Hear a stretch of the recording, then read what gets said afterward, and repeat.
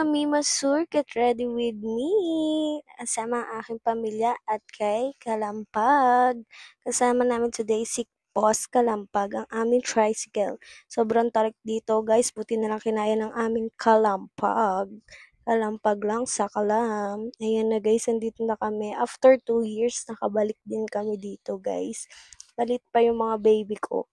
Kasi nagsawa kami dito. Pero ngayon, grabe, ang ganda na ng bit-bit guys. Malinaw na yung tubig. Tapos meron silang activity na dinagdag. Kaya, ang ganda guys. Nag-enjoy yung mga kido natin dito guys. Kaya get ready with me ng aming baon. Ayan. Ilalabas na tapon yung yung binabad naming ihaw na baboy guys. For the hugas sila talaga ng pinggan dyan day.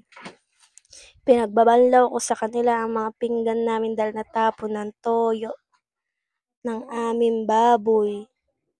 And guys, nire-ready ko na yung lulutuan natin dahil ang baon natin.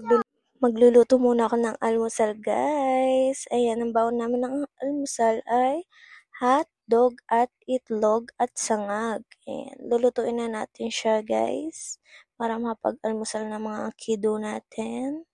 Habang nag-iihaw ng barbecue si Papa Negs.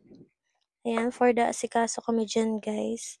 Magre-ready na rin ako ng sausawan namin ng toyo, kamatis, sibuyas, at kalamansi. Papapasarap na naman ang kain ng mga kido nito, guys. Super budget, lang yung namin dito, guys. Budget meal lang, guys.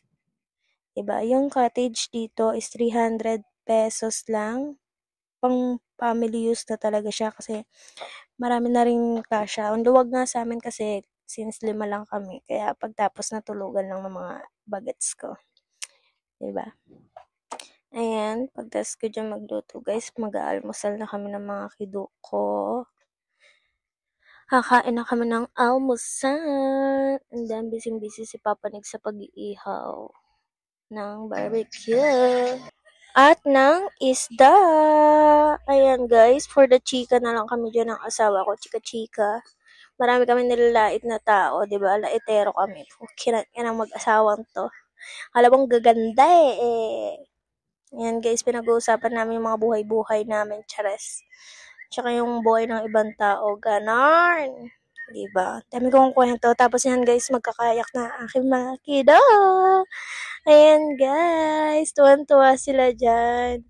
Kahit ako at saka ang aking asawa nag-enjoy sa kayak na yan guys.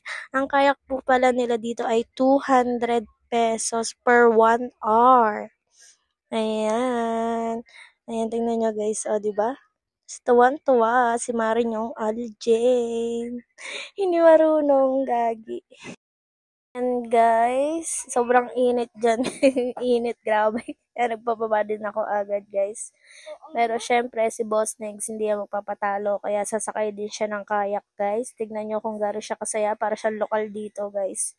Ayan o, diba? Lokal. Lokal si Boss Negs. O, diba? Ang cute nila guys. O, diba? Happy ang mga kido guys. Sulit ang lakad natin dito today. At dito na lang. Babush!